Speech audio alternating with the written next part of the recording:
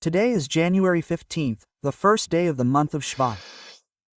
We will study very small quorum today. Blin, the first ch will be on the 10 plays for 10 messages, for 11 messages exactly in the absolute of what we will see Bezrim in the Shior.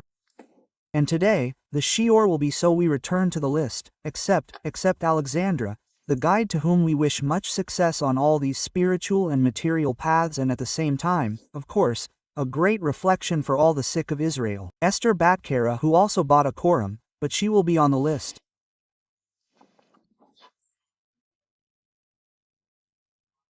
My brother-in-law Joel Ben Sim, Alice Amar.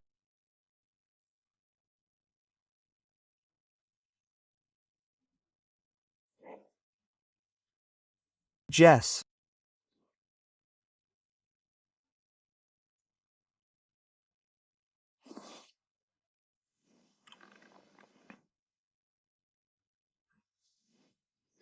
Who is in the hospital? You can pray for him. That would be very, very good. Come, Maluf, Ben, Sarah, Anna, El Nafanalo, Anna, El Nalo. Unfortunately, I am, on the other side. Bar, there are many requests from people who ask me for reflema. There are many people who are sick, and all this gives us the merit, Bezrim, of Laotimas, to pray for every Jew. There is no need to know him, no need to have had a history with him or to remember him. Every Jew is a brother. Let us all be mobilized as soon as we hear a word. There you go, just say a word. Let's hope that today's study will also bring the necessary comfort. Bar, we will also think of all the Mi Israel. Mikalamer.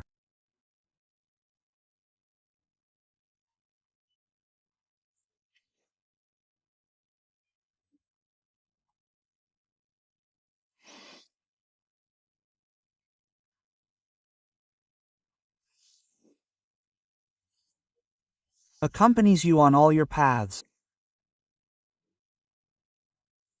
Amen. Amen. So, we begin this first chorus of today on the Parshat of Vaéra. So we are in the second Parshat of the book from Mo, and as I told you Blin, and by the way, for those who are interested in following the Shiorim, we will do 3 lessons today. 3 lessons in a row, on the Parshat of the week, developing a few topics. So we'll try to keep it short since there are 3 of them, so as not to be too long, short time, and then at the same time on Friday prepare for Shabbat with Torah for those who like my way of teaching and the teachings that we provide. Okay. So, the question that the chorus that I have prepared for you very briefly is, why did Hashem need to go through Diplet, when he could have completely mobilized, his angels who would have descended into Egypt as he did, for example, for Saint Reef, who came with millions of soldiers, or maybe hundreds of thousands of soldiers, it doesn't matter. And then what did he do? He sent the angel Gabriel, who killed the entire army, and the children of Israel were able to sleep peacefully.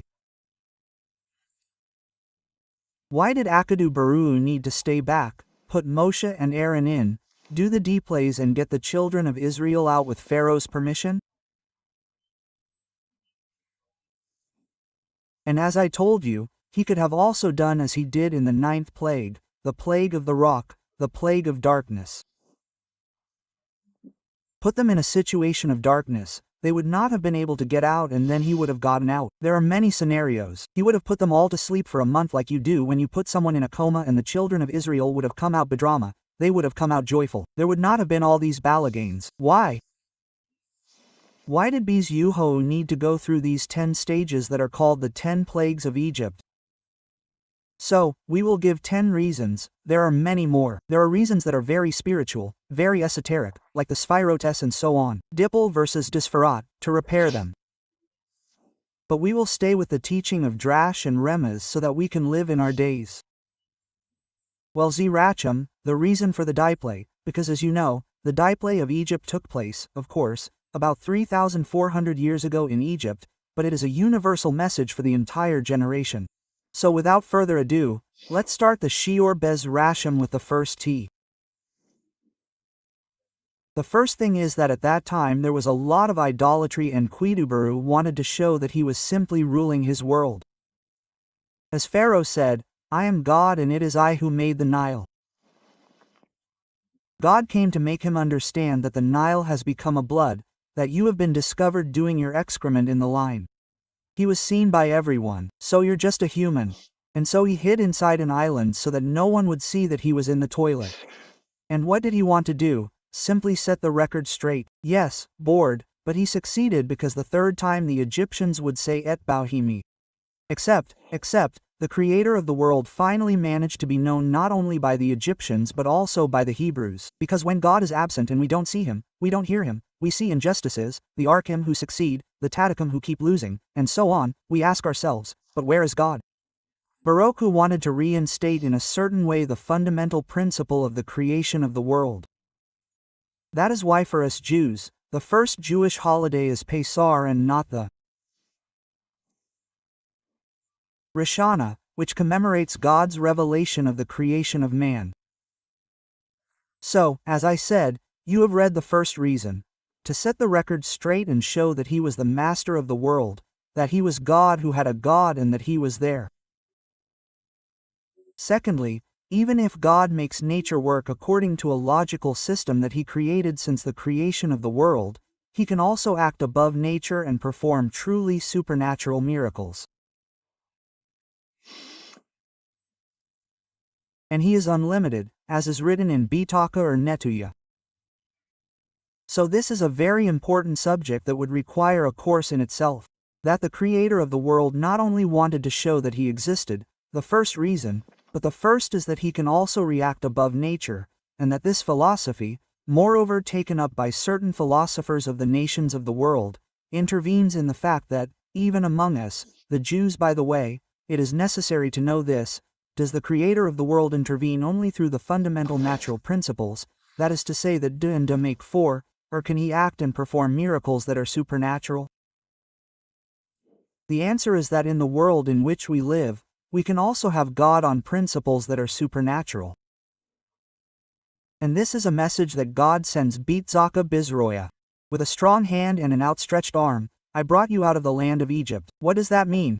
It means that the creator of the world can intervene in the Cartesian natural world that he created. When there is wind, well, it will make flowers fall, it will make leaves fall, a tornado, well, it will tear away houses. It is a mathematical principle. But can the creator of the world create something that is above nature? As we saw for example in the book of Yonah where Yonah's boat was, there was a storm all around that was ready to capsize and break the boat while outside this circle. The weather was beautiful. There were not even any waves, as the kami say.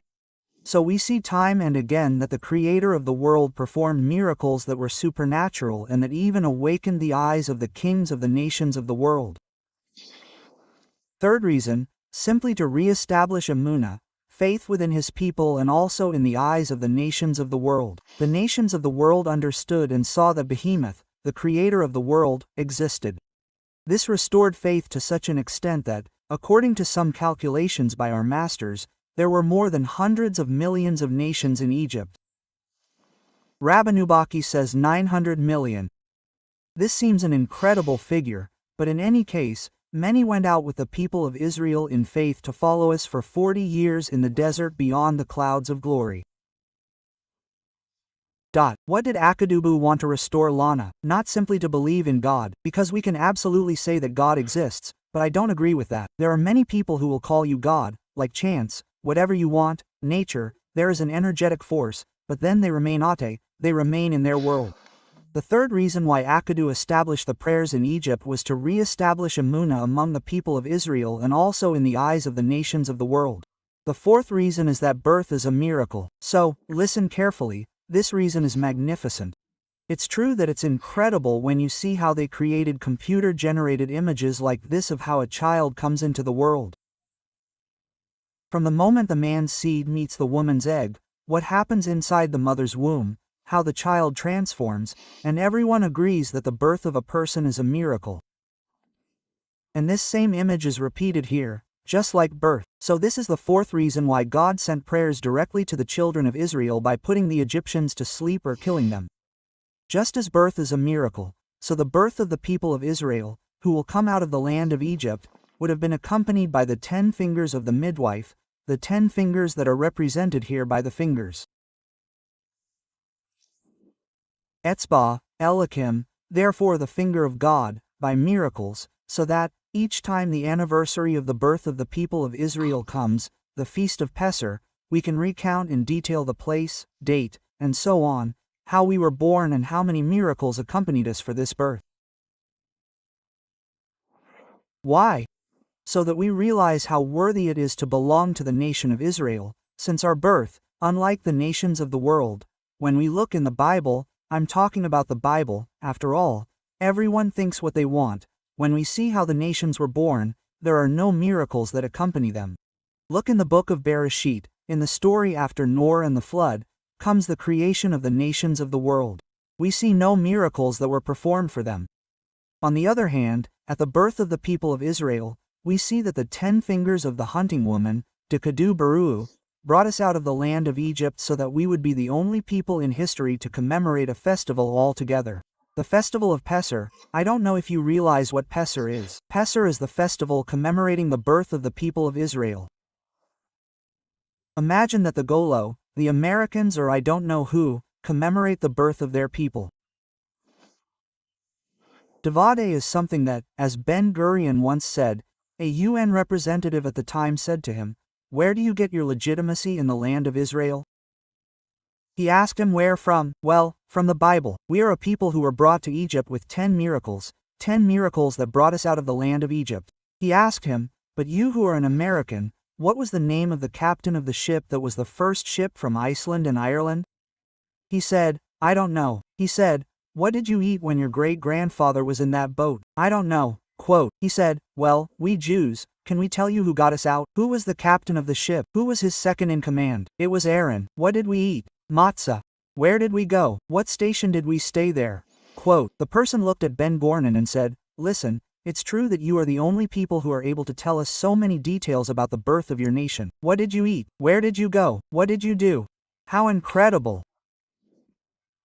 And that's the Feast of Pesach, which was supposed to be marked by 10 miracles so that on the day commemorating the birth of the people of Israel, we would recount how important it is to remember that our birth is not like the birth of other nations in the world. Fifth reason, God has done and will make the nations of the world pay measure for all the evil that he has done to us. And so if he had put the Egyptians to sleep or if he had killed them, well, he would have condemned them to something that would not have made them pay for the slightest detail. Because I'll just give 2 small examples that we'll come back to later, but let's take the flood of blood. Why the flood of blood? Because the Egyptians, who knew very well the value of the Nida, incredibly, the Egyptians knew the value of the Nida, prevented the women from purifying themselves so that they would not join their husbands. Which meant that the blood of the woman could not be purified by the mikveh. They prevented them from going into the Nile. All this blood from all the Jewish women, therefore from the people of Israel who were supposed to go to the mikveh since the Egyptians prevented them, this same blood came to fill the Nile. And that's how the Egyptians found themselves faced with their own devastating plan against the people of Israel, being forced to buy pure water with a lot of money, measure for measure. And it's like that for all the plaies of Egypt. I made a course called Measure for Measure on the 10 plaies of Egypt on suring.net. I advise you to go and see it, so you will see that each place corresponded to the suffering that we had suffered. So what did Akkadu want to do? Measure for all the evil that they had done to us, and the displays are a warning to all generations that if a nation decides to harm Israel, Kadosh Baru will come and make them pay measure for measure. I gave a lecture 7 years ago where I said that Europe would pay dearly, something like that, very briefly taken from the prophets. What I said wasn't mine. I said that, I think it's in Isaiah, which says that Akkadu will come and make them pay exactly measure for measure, which is also written here. That's why the Egyptians got 10 plaies, because they put 10 woes on the children of Israel. He will come and make those who have done evil pay. He who has done evil will perish. He who has not done evil will not perish. No shooting. That's it. There's nothing extraordinary. There's no need to make such a big noise about it. 6th Tom. Hashem, out of love for his people, is ready to change the course of things. So earlier we saw that God wants to show him that he is above all limits and all power, and that he can perform immeasurable miracles. Even when the doctors say that it's over, he has days left to live, as we've seen in many cases and many examples around us. When he decides to live, I remember my father, may God rest his soul. The doctors told us 1 year ago that they would all bury the dead, 10 years later, and everyone said it was a miracle. Because it was not easy for my father to live with all that had befallen him. Poor guy, he really suffered a lot, and despite everything, when you want a person to live, as we saw with Yaf, who had been infected with leprosy deep down, God told him, let him live. The only thing that worked in Yaf was his heart. And that's a miracle, because when you see that the entire system of the human body no longer functions at all and that nothing works anymore, well, all you have to do is prepare his tomb. When he says no, it's out of love for his people. God is ready to change things, and that's what he proved to us. The Egyptians themselves said, why does the God of Israel do so many things for us? He says because God wants to show how much he loves the people of Israel so that he can tell his children and grandchildren about all the miracles and wonders he performed in Egypt by making the Egyptians pay for the evil they had done to us, because God is just. Thus, Obu showed his love for the people of Israel like a father who would quickly come to save his son when robbers were beating him. The father beat them all, knocked them all to the ground, and raised his son above everyone. Then he said to him, Dad, all you had to do was take me and protect me. And he said to him, no, anyone who touches you out of love for you, I will bring him down, because love, the seventh reason why the 10 points of Egypt are opposite the 10 commandments. Simply to say that anyone who respects the Torah and the mitzvot of God, so 10 plaies in relation to the 10 commandments, Hashem will perform miracles for him, just as God sent 10 plaies to Egypt because we were going to receive the 10 commandments at Sinai. What is the message between one and the other? Very simple answer, magnificent decim. He says, you see, you know why there were 10 plaies in Egypt, you know why God performed 10 incredible miracles, because you were predestined to receive the Torah. So what? Well, God says, well, I repeat, if I performed 10 miracles so that you would receive the 10 commandments, how many miracles would I be ready to perform for you if you practice the Torah and the mitzvot? And so God gave us a sample in Egypt of 10 plaies because we were going to receive the Torah just to receive it, to tell us now that you have received it if you practice it. It's not 10 miracles that I can do for you, it's infinity. When we saw that Rabbi Lubavitch, how many miracles? Baltov, Rabbi Naaman Rab Yosef, you see on YouTube how many miracles this man did, incredible, unimaginable things in Bimoatzal. How many miracles we experienced with him. Why? Because they received the Torah and they practiced it. So Hashem wanted to give us as a representative. Look, because you are going to receive the Torah, look at 10 miracles because you are going to receive it. So if you practice it at miracles, I will do far beyond what I did in Egypt to save you. Eighth reasoning. Why the displays? To show this reason, I love it. It is very important to remember. And before I tell you this reason, I will make a very short preface. Every time that tyrants who were enemies of the people of Israel wanted to attack us, God intervened each time. Sometimes it happened with great damage like the Shoah and more than 6 million deaths, of course, but the fact that, immediately afterwards, the nation rose again, in addition to the flag of Israel on its land, means the return of Israel to its land, which is something that is one of the greatest miracles in the entire history of the people of Israel after 2,000 years. We see that Kadu in his providence, he remained hidden certainly, but he was there. What do we say about the nations of the world like Titus? Just to get started, let's take the example of Titus. When Titus arrived to destroy the Second Temple, what did he do? He took his sword and began to strike the parashet, the curtain. He began to beat the curtain that separated the first chamber from the chamber of the Holy of Holies where the Ark of the Covenant was.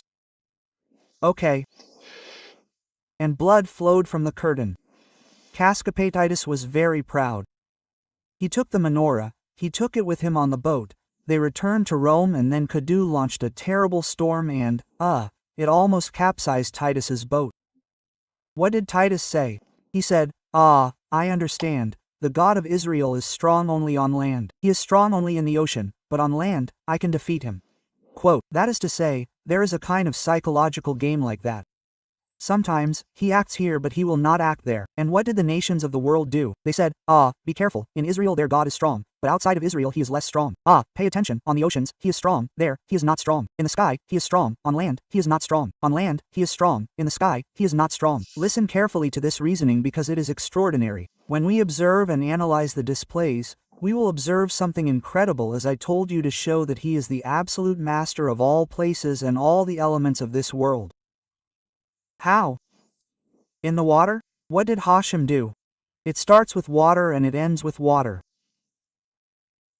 The flood of blood, the Red Sea that opened, and there died the last battalions of the Egyptian army, the 600 chariots.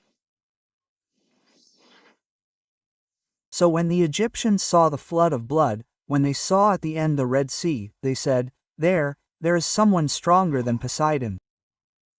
The God Israel rules all the oceans to do nothing on the water. What did Akkad Balu do? He said, between the land and the water. Who lives between the land and the water? Frogs. Frogs live on both land and water. So to show that the intermediate worlds between water and land, like when we eat fish, we're going to make an edulate, we're going to wet our hands if you prefer to eat meat. It comes from two different worlds. As a gift, I'm blurring it out. We can see the second place, the frog place, to clearly show that he is also the master of the intermediate worlds. We're not going to do everything. The land, now, only the land, as it says in the fourth place, the wild animals, a gift, I think. It brings together all the wild animals in Egypt. That will be part of the chapter we'll do later. So, I'm going to stop there to make it clear that he is the master of water, the intermediary between the ocean and the land, through the frogs. We have now seen that he is the master of the earth. Just one example through the wild animals. Fourth place, he is also the master of the earth and the sky, the intermediate world, through the locusts that live both in the air and on the ground. The sky through the hail that Akkadu brought down on Egypt. The hail and the fire that came from the sky, life and death, the death of the firstborn. Akkadu let the Hebrews live and let the firstborn Egyptians die. Light and darkness, the fold of the rock, nature and animals. Simply because, as we will see, the fourth place of Egypt, the wild animals, was an immeasurable miracle. We will see that in a moment. So why did he make them spread a message that, contrary to mythology, there is the God of the ocean, there is the God of fire, there is the God of I don't know what? In the Torah, when we look at the displays, we see that God is the master of all the elements and all places. It is a single God who directs everything. And so the message of Dipli was not to be that God kills all the Egyptians, the Hebrews leave Egypt today. Not at all. But he had to show not only that he reveals himself by re-establishing everything that we have explained before, but that he reveals himself through all the elements, the earth, the wind, the water, the fire, the glue. Ninth reason, we will end by showing that through prayer, the worst decrees, even supernatural ones, that cannot be stopped by man can be stopped, just like Moses. He never stops praying for each prayer that it stops. And that too is something to remember that is extremely powerful. I repeat, if you haven't, maybe I probably said it wrong, but it resonates. To hear that, wow! When Akkad sent the prophets to Egypt and Pharaoh begged Moses to intervene to stop it, what did Moses do? He left the land of Egypt because there was idolatry and he prayed to heaven. That's a strange line of reasoning. The 10 prophets take place, the Imams say, to show us the power of prayer. That if he did what he did, he went out, he asked Moses to stop the prophets and the prophets stopped. There, you will learn that the best medicine for each of us is prayer. If God had sent a single blow to Egypt, I would not have been able to demonstrate the power of prayer. Some people explain, who say, do you know why there are so many prophets from Egypt? To show you how we stopped these people, how Moses went to pray. This is what Rabbi Naaman of Breslov says, if every Jew knew the power of prayer, this extraordinary weapon, we could stop the most serious decrees in man's life. Only, do we believe in it? Have we chosen the right place? Are we really doing things with all our heart? Have we attached ourselves to the Sadakador? Like this Taman, what I studied last night. He says, if you really want your prayer to rise, attach yourself to the Tadakador in your Kavanam. You attach yourself to the Tadakador so that he will make everyone's prayer rise. So what can a prayer do? The answer is, well, you want to know what it can do. Even the die plus can be stopped if we truly pray with all our heart and ask for the impossible to become possible. 10th pile, 10th reason. Even though in reality, there are many more, I'll just give you 10 to make a fairly short lesson to show divine providence in all its splendor. What does divine providence mean? We did a very good lesson on divine providence, which you really enjoyed, and I hope it will accompany you and help you on all your paths. Well, because each prayer allowed what was needed to happen precisely for the previous one, the next one, and for it to be accomplished. So this explanation is the reason why Yetro did Shuva, as the book says. What made Yetro realize that God exists? But I don't understand one thing. I don't understand. The locusts, for example, are an example. When they came and ate everything there was, all the plants, all the crops in Egypt, they ate everything. How come then we're told about, I don't remember if it's the CDER, what is it? It's hail, hail. My bad, hail, when it hit everything there was, and so on. Yeah, how could it have left it for the locusts? How could it have left it? Since when? When the animals attacked each other. The levies in the 4th PLA, the wild animals attacked the Egyptians and attacked the Egyptian animals. How could they have made the difference? Divine providence has placed itself here in the smallest details so that each plague is a fold in itself with its own identity. But still leave crops, still leave animals, leave enough for the next plague. And so he wanted to show us that even when he wants life, he still wants to send his anger or things like that. Everything he does is precise. It's not out of anger, fury, I'm going to break everything. Not at all. How many there are? How careful he is that when he takes something, he makes sure that what remains, there's enough to eat, that what remains, there's enough to get by. So he wanted to show, not with a sweep of the Urchu, all the Egyptians, the Hebrews, you come out of Egypt and that through the displays, well, the Egyptians themselves were astonished, saying, but Avdamraim, but Egypt is lost, and no, it's not lost yet. God left exactly what was needed, and that drove history crazy. It drove people crazy. The Egyptians saw that the world of fire, the world of animals, the world of water, all the Deplagarchy.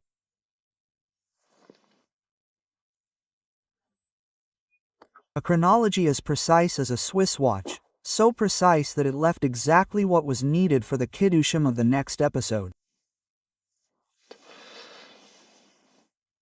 We'll end with an 11th explanation. I tell you, I have plenty, but here's a little last one. To see who, after experiencing the wonders of Hashem, will want to leave the Galut and deserve the land of Israel or not. And this reason, it's hard but it's very important. If the prophets came to punish the Egyptians measure for measure, they came to rekindle the launana of the people of Israel very strongly, and God showed that he could do anything. Why? Well, because, as it is written more than 76 times in the Torah, there are some who say 156 times. I had read in a book that the purpose of the exit from Egypt is to go to Israel, that the goal of the Torah is to live in Israel. It is written so many times that only a blind or ignorant person could not read it in the Torah. It is in the Peshat of the Torah that I have. We do not need to study more than that. Yehoah wanted to see who wanted to leave the Galut to merit Israel.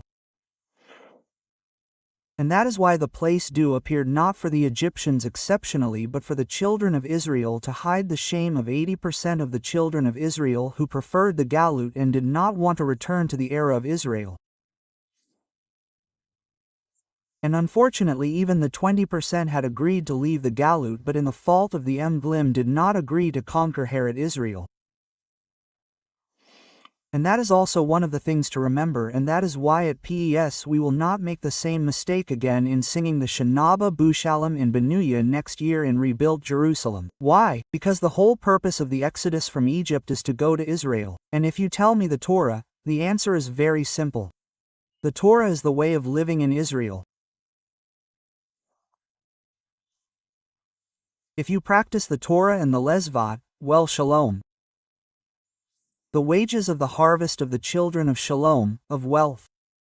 In the Parashat of Baroda, he tells us that the Torah was made to be lived in Israel. That means that we do not do it in Galut. Be careful, we must be Chom Shabbat Chat in Galut, and why? He tells us so as not to forget Israel. Hoping that everything goes well, the best conditions in the world for everyone.